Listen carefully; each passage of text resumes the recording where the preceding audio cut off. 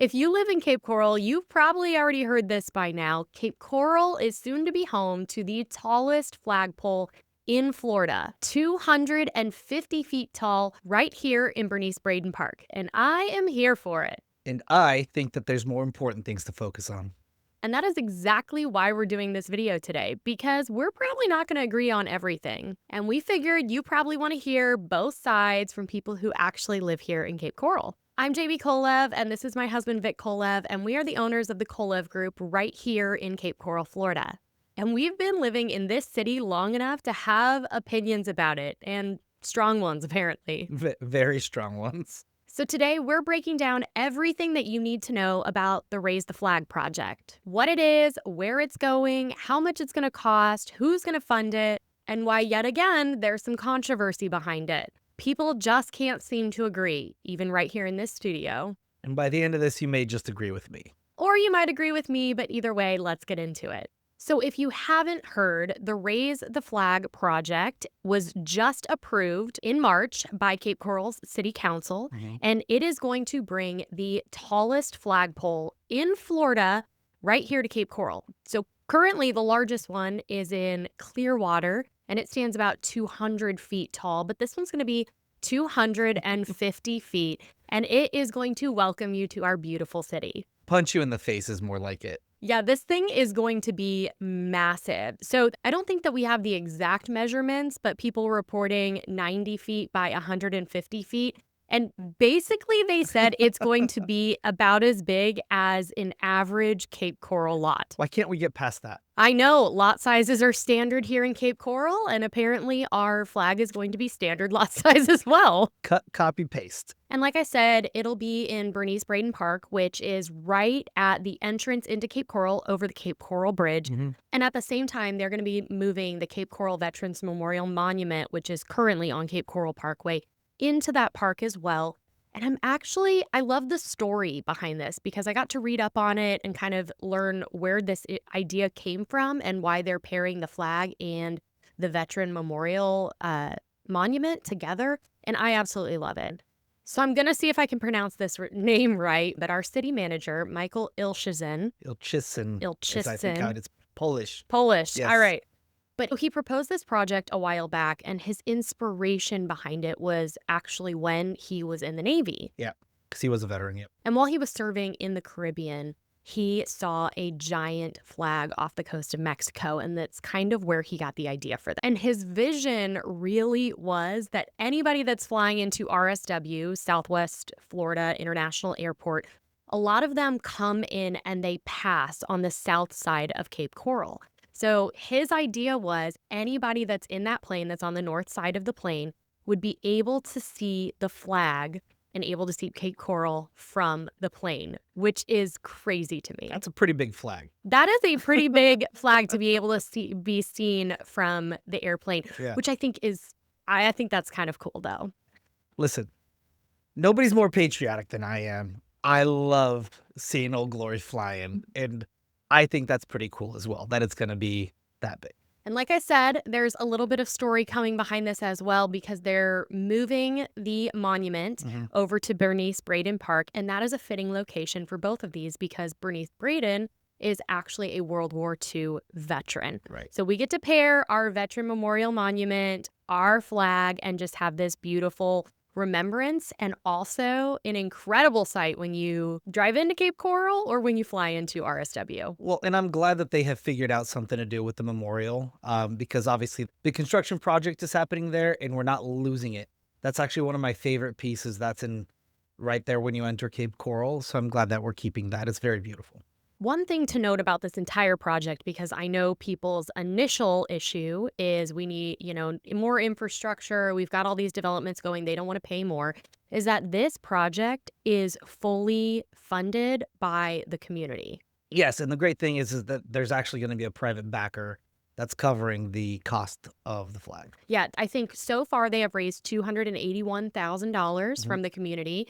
This backer said they'll basically pay any difference that there is in the construction costs. So this thing is 100% privately funded. No taxpayer dollars are involved. So if you are interested in this and looking to donate, you can donate anywhere from like $250 up to $10,000, and those higher ones, if you own a business, you can get logo placement perks as well. So that's pretty cool. It was just approved by council this March 2026, and it was approved by a 5-3 vote. The people that were against it, their biggest issue was ongoing maintenance, which in my opinion is minimal. We'll talk a little bit more about that That's one of my cons as well. in a few minutes. Yep.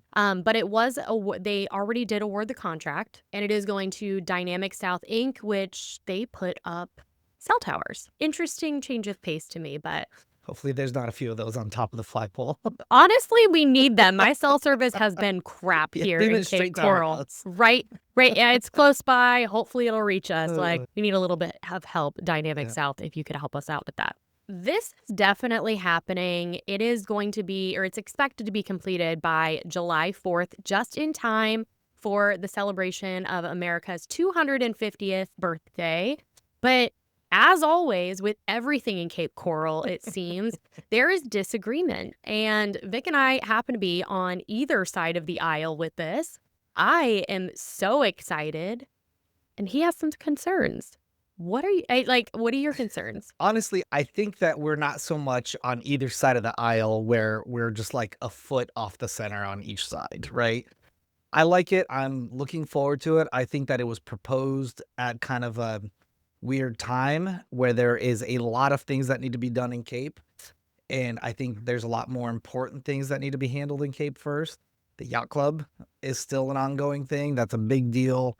I think it's a bigger deal than, the flag is.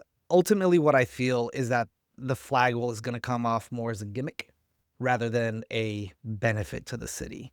Okay, so I'm going to disagree with you on that, because when you look at the comparison of the dollar amount, correct?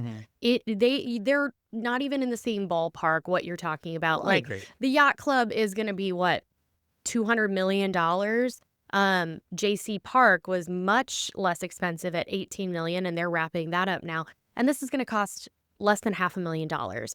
It's already been awarded. It's one company involved. It's a flagpole. Like, it's not that big of a deal. And when it's fully funded by the community and the taxpayers aren't paying for it, I don't see any issue with pushing forward. I don't think it's going to affect the timeline of any of those developments. Again, for me, it's a lot more of the optics stuff. And yes, it is funded to be put up. Ongoing maintenance, though, they're putting it. There is a maintenance cost long term. It's going to have to be replaced every couple of years. God forbid there's another big storm. What's going to happen to it at that time? Who's going to cover repairs? Obviously, if we have some donors and things of that nature that want to cover that, that'd be great. It just kind of leaves the door open for me to feel a little uncomfortable with it, especially with the taxes and the fact that they're continuously creeping up. I know some of the maintenance is going to be put through the Public Works fund that they already have, that's fully funded as well. But again, for me, being the way that I am, I don't like putting more question marks as far as where our money's going to go. But to put that in perspective, let's talk actual dollar numbers that it's going to cost to maintain this. So they are going to have 2 flags, is what I'm told. One up and one in reserve or whatever. Each of those costs $10,000 a piece, and they need to be replaced, like you said, every couple of years. Mhm. So 20 grand every 3 years, let's call it. And then an ongoing maintenance of, hold on to this number, $1,500 a year. $1,500, that is it. That is all that taxpayers are balking over. It's minimal in the grand scheme of things. We had to move the Veterans Memorial Monument at the same time. Having them both together and keeping maintenance up together, I think is not going to be difficult. Again, that's in the pro column for me. Moving the memorial is important. That was going to happen regardless with the Cape Coral Bridge and everything like that.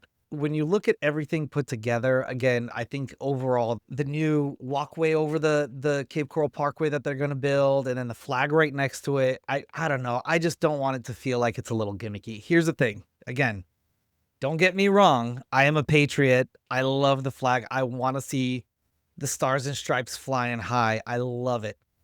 I just don't know if right now, with all the hubbub and the negative press and all that stuff, that it was like the best time to do something like that. I mean, America doesn't turn 250 every year, but still, again, I get it. I'm just, I can see where you're coming from with all the controversy. I want to go back. You've called it twice now a gimmick.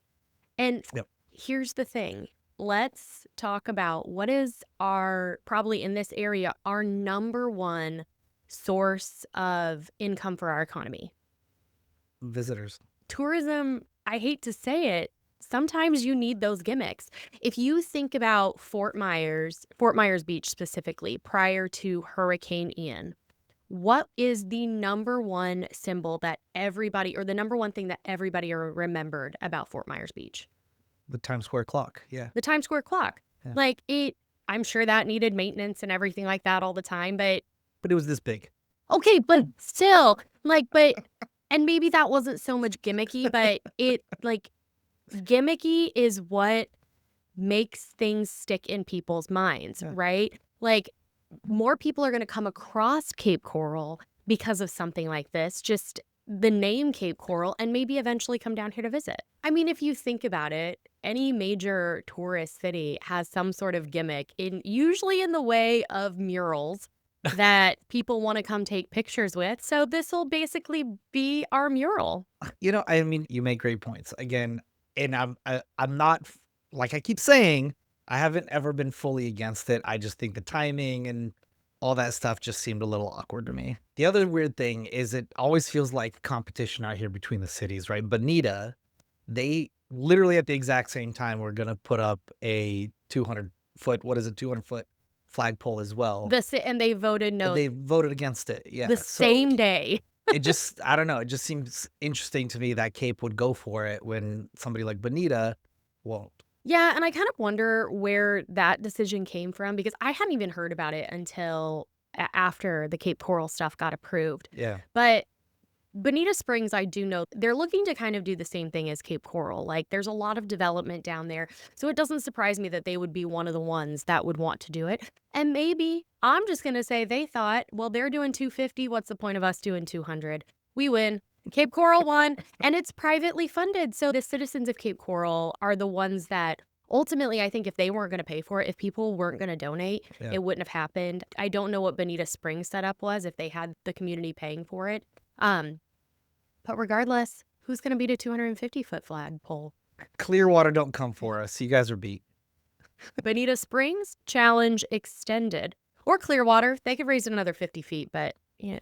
They're not going to do it. You got to give us something. I mean, we have the 400 miles of canals here, which literally you will find nowhere else in this world. And now we're going to have Florida's tallest flagpole, okay? Yep. And again, I'll just bring up my biggest concern, and that is just ongoing costs and maintenance and how that's going to look.